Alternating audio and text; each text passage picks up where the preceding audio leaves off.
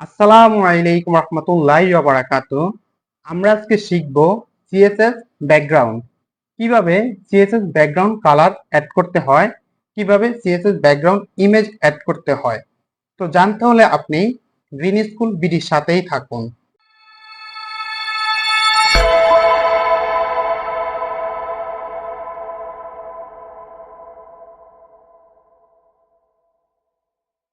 স্বাগতম আপনাকে green school বিডিতে। আমি ইব্রাহিম বিন আহমেদ। তো চলুন আমি আমার স্ক্রিনে চলে যাই। আমি আগে থেকেই বেসিক স্ট্রাকচার প্রস্তুত করে রেখেছি। এখানে আমি প্রথমে একটা ডিপ ট্যাগ নিয়েছি যার ক্লাস নেম ব্যাকগ্রাউন্ড, এবং এর ভিতরে আমি একটা H1 ট্যাগ নিয়েছি এবং এখানে আমি লিখেছি আই লাভ গ্রিন স্কুল।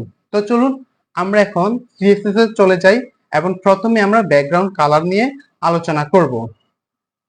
আচ্ছা, তাহলে আমি এখন এখান থেকে ব্যাকগ্রাউন্ড যে লেখাটা এটাকে আমি কপি করে নিলাম। কপি করে নেওয়ার পরে এখন আমরা জানি ক্লাস লিখতে হলে সিএসএস এর মধ্যে প্রথমে একটা ডট দিতে হয়। তো আমি ডট দিয়ে সেই ক্লাসের নামটা দিয়ে দিলাম। আচ্ছা, তারপরে আমি ব্রেকেট দিলাম। দেওয়ার পরে আমরা এখন এখানে ব্যাকগ্রাউন্ড নিয়ে দেখব কিভাবে ব্যাকগ্রাউন্ডটাকে আমাদের হাইলাইট করতে হয়। তো চলুন আমি আগে লাইভ সার্ভারটাকে ওপেন করে নিচ্ছি। এখন আমি এখানে একটা হাইট এবং উইডথ দিব। তার আগে আমি ব্যাকগ্রাউন্ড কালারটা দিয়ে নিই। এখন আমি ব্যাকগ্রাউন্ড কালার যদি লিখি গ্রে, তাহলে একটু খেয়াল করুন আমার লেখাটা ব্যাকগ্রাউন্ডটা গ্রে কালার হয়ে গেছে। এখন দেখেন আমি যদি এখন এটার হাইট দেই, হাইট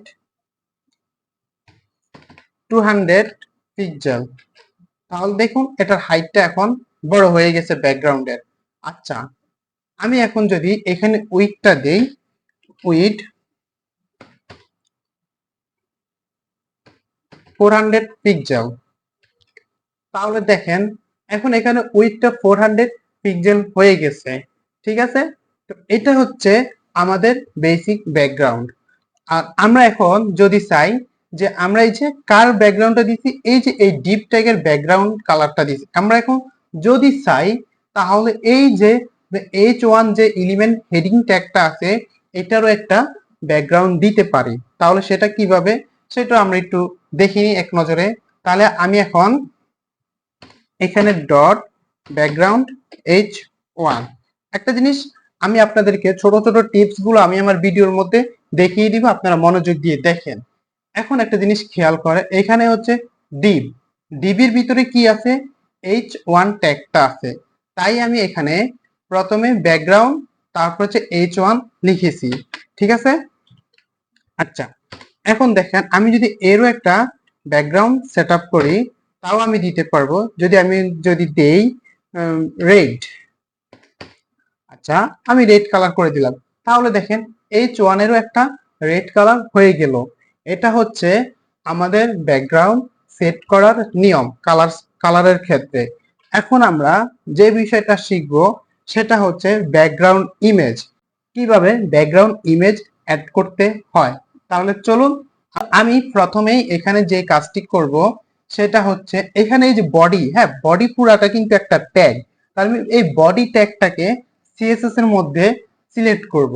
এখন বডি আমি একেবারে উপরে সিলেক্ট করব নিয়ম অনুযায়ী, যেহেতু আমরা বডি সবার উপরের ট্যাগ, তাই আমি এখানে বডি ট্যাগটাকে লিখলাম। লিখার পরে এখানে আমি ব্রেকেট দিয়ে দিলাম। তাহলে চলুন আমরা এখন এইখানে ব্যাকগ্রাউন্ড ইমেজ লিখবো। ঠিক আছে, এই যে ব্যাকগ্রাউন্ড ইমেজ, ব্যাকগ্রাউন্ড ইমেজ লেখার পরে এর ভিতরে আমরা ছোট্ট একটা টেক্সট লিখবো। সেই টেক্সটটার নাম হচ্ছে ইউআরএল। ঠিক আছে, ইউআরএল এর মধ্যে আমরা ইমেজের যে ইউআরএল লিংকটা আছে আমরা সেই ইমেজের ইউআরএল লিংকটা প্রদর্শন করব। আচ্ছা, তাহলে চলুন এখন আমার এখানে একটা ইমেজ আছে, ইমেজটা হচ্ছে 12.abif একটা নাম। ঠিক আছে, ইমেজের এটা, তো আমি এই সোর্সটাকে এখানে দিয়ে দিব। এখন যদি আমি এখানে দিয়ে দিই 12 ডট, এখন যদি সেভ দেই তাহলে দেখেন আমার ডিসপ্লেতে কিন্তু একটা ইমেজ অ্যাড হয়ে গেছে, ব্যাকগ্রাউন্ড ইমেজ। এখন যদি আমি এই জিনিসটাকে একটু জুম আউট করি তাহলে দেখেন আমার ইমেজটা কিন্তু একটা ইমেজ কিন্তু সেটা কিন্তু বারবার রিপিট হচ্ছে, ঠিক আছে। আচ্ছা, তাহলে এই জিনিসটা আপনারা একটু খেয়াল করেন, আমার ইমেজটা কিন্তু রিপিট হচ্ছে। এখন এই রিপিটটা কিন্তু আমার এক্স অক্ষ বরাবর এবং ওয়াই অক্ষ বরাবর দুই সাইডে কিন্তু রিপিট হচ্ছে আমার এই ইমেজটা। এটা ব্যাকগ্রাউন্ড ইমেজ। এটা ব্যাকগ্রাউন্ড ইমেজ কিভাবে বুঝলেন সেই জিনিসটা একটু যদি মনোযোগ দিয়ে দেখতে চান তাহলে দেখেন, এখানে আমি প্রথমে একটা কন্টেন্ট লিখেছি, সেই কন্টেন্ট হচ্ছে যে ব্যাকগ্রাউন্ড ডিপ নামে।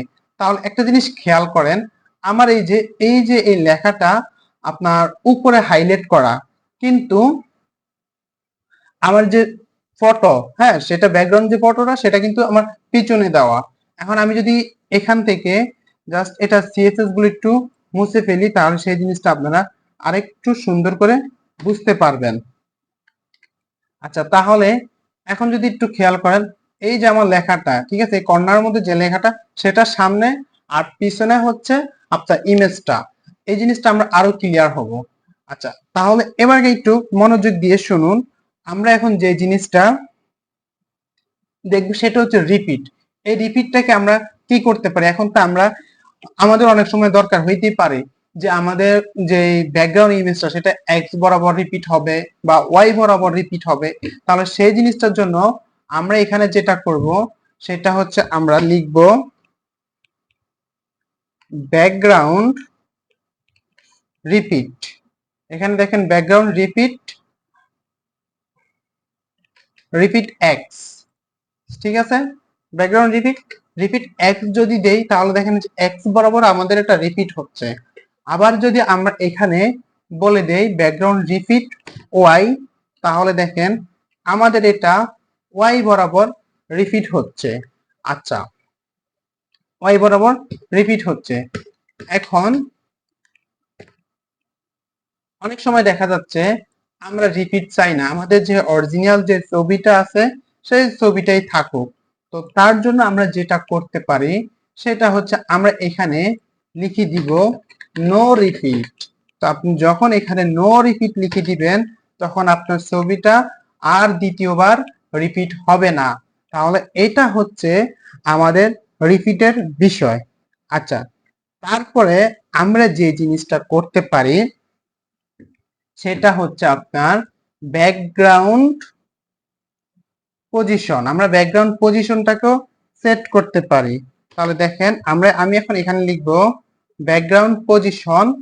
তাহলে ব্যাকগ্রাউন্ড পজিশন যদি আমি এখানে সেন্টার দেই তাহলে আমার ফটোটা সেন্টারে চলে যাবে। ঠিক আছে, দেখেন আমার ফটোটা এখন সেন্টারে চলে আসছে।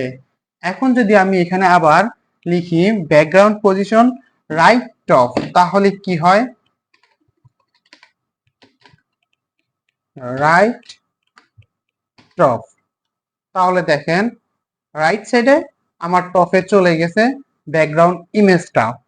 আচ্ছা, এখন যদি আমার এখানে মনে হইতে পারে যে আমি যে ব্যাকগ্রাউন্ড ইমেজটা অ্যাড করলাম, যে এই ব্যাকগ্রাউন্ড ইমেজটা আমার পুরো ডিসপ্লেটা জুড়ে থাকবে, এটা আমাদের প্রায় সময় দরকার হইতে পারে আমাদের চাহিদা অনুযায়ী একটা ওয়েব পেজের কাজ করতে গেলে। আচ্ছা, তাহলে আমি এটাকে একটু সেন্টার করে রাখি, দেখতে যেন সুন্দর হয়। এখন যদি আমি এখানে লিখি ব্যাকগ্রাউন্ড সাইজ, ব্যাকগ্রাউন্ড সাইজ যদি আমি কভার দেই তাহলে দেখেন কি হচ্ছে। এখন কিন্তু আমার এটা এই যে এই পরিমাণ আসতেছে কিন্তু পুরো ডিসপ্লের মধ্যে আসে নাই। কেন আসে নাই? কারণ হচ্ছে এটা ইমেজের সাইজ যতটুকু অতটুকুই সেই ব্যাকগ্রাউন্ডটাকে কভারেজ করতে, পুরো ডিসপ্লেটা আসে না। কিন্তু আমাদের পুরো ডিসপ্লেটা দরকার হইতে পারে স্বাভাবিক। আমার এই যে এইখানে যে পুরো ডিসপ্লেটা আছে, এখানে আমার হোয়াইট যে স্পেসটা আছে এটা থাকবে না, আমার পুরো জায়গাটার মধ্যেই ইমেজটাকে জুড়ে থাকবে ডিসপ্লে। তাহলে সেখানে আমরা এখন পুরো জায়গাটা করার জন্য আমরা যে জিনিসটা করতে পারি, আমরা হাইট 100 বিএস করে দিব। 100 বিএস। আচ্ছা, 100 বিএস হচ্ছে আপনার ভিউ হাইট। দেখেন আমার ইমেজটা এখন পুরো ডিসপ্লে জুড়ে চলে আসছে ব্যাকগ্রাউন্ড ইমেজ। এই ব্যাকগ্রাউন্ড সম্পর্কে যখন আমরা রিয়েল প্র্যাকটিস করব তখন এটা সম্পর্কে আমরা আরো ডিটেলসে জানবো। আপনারা শুধু এখন এই যে ব্যাকগ্রাউন্ড ইমেজ যেটা, এটাকে একটু কষ্ট করে প্র্যাকটিস করে রাখবেন মনে রাখার জন্য। যখন আপনারা রিয়েল প্র্যাকটিস করবেন তখন এগুলো আপনারা আরো সুন্দরভাবে শিখতে পারবেন। এখানে আরো একটা ইনফরমেশন আপনাদেরকে বলে রাখি, সেটা হচ্ছে এইখানে দেখেন আমাদের কি ব্যাকগ্রাউন্ড কি 100 বিএস আছে, ঠিক আছে, 100 বিএস। তাহলে এখন এখানে যে বিষয়টা 100 বিএস বলতে কি, 100 বিএস বলতে হচ্ছে ভিউ হাইট। আবারও বলি 100 বিএস বলতে ভিউ হাইট কে বোঝানো হয়েছে। ভিউ বলতে এখানে আপনার চোখের সামনে আপনি যতটুকু ডিসপ্লে দেখতে পারতেছেন এতটুকু হচ্ছে আপনার ভিউ হাইট। এখন দেখেন আপনার সামনে দেখেন আমি কম্পিউটার এই যে এই কর্নার থেকে একবারে এই কর্নার এবং এই আবার এই কর্নার থেকে এই কর্নার এবং এই কর্নার থেকে এই কর্নার, এই যে পুরো ডিসপ্লেটা যে আমি যে দেখতে পারতেছি, এই যে এই দেখাটাই হচ্ছে মূলত ভিউ হাইট। আশা করি আপনার এইটুকু সহজ ভাষায় বুঝতে পারতেছেন ভিউ হাইটটা কি। এখন আমরা দেখব CSS attachment fixed. CSS attachment ফিক্সডটা কি? আমার এখানে একটা ব্যাকগ্রাউন্ড ইমেজ আছে। এখন আমি এই ইমেজটাকে যদি স্ক্রল করি তাহলে সেই ইমেজটা স্ক্রল হচ্ছে, কিন্তু অনেক সময় আমাদের প্রয়োজন হইতে পারে যে এমন যখন আমি স্ক্রল করব তখন আমার যে ব্যাকগ্রাউন্ড ইমেজটা সে তার জায়গার মধ্যে ফিক্সড থাকবে, শুধুমাত্র ব্যাকগ্রাউন্ড ইমেজের উপর যে টেক্সট গুলো থাকবে সেগুলো আপনার স্ক্রল হবে। তাহলে সেই জিনিসটা আমরা কিভাবে করব, তো চলুন আমরা সেই জিনিসটা দেখে নিচ্ছি। এখন আমি প্রথমে HTML এ চলে আসি। এখন এখানে আমি ব্যাকগ্রাউন্ড ডিভের ভিতরে আমি একটা প্রি ট্যাগ নিলাম, প্যারাগ্রাফ ট্যাগ, এবং এখানে আমি লরেম 1 কে দিয়ে দিলাম। আচ্ছা, দেওয়ার পর আমি এখানে 1000 টেক্সট নিলাম। আচ্ছা, নেওয়ার পর এখন দেখেন এখানে একটা জিনিস খেয়াল করুন, আমার এখানে অনেকগুলো টেক্সট এই যে আসছে, কিন্তু আমার এই যে যে ব্যাকগ্রাউন্ড ইমেজটা সেটা কিন্তু সাথে সাথে স্ক্রল হয়ে যাচ্ছে। আমি স্ক্রল করার সাথে সাথে স্ক্রল হয়ে যাচ্ছে, কিন্তু আমি তা চাচ্ছি না। আমি শুধু চাচ্ছি যে আমার যে টেক্সট গুলো আছে সেই টেক্সট গুলো স্ক্রল হবে আর ব্যাকগ্রাউন্ড ইমেজটা তার জায়গার মধ্যে ফিক্সড হয়ে থাকবে তার পজিশনে। তাহলে চলুন সেই জিনিসটা আমরা কিভাবে করতে পারি।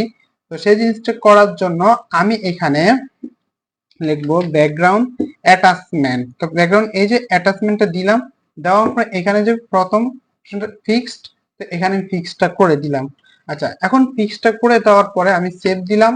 তো সেভ দেওয়ার পর এখন আমি এই জায়গাটা স্ক্রল করব। তাহলে এই জিনিসটা একটু খেয়াল করুন পরিবর্তনটা কি হচ্ছে।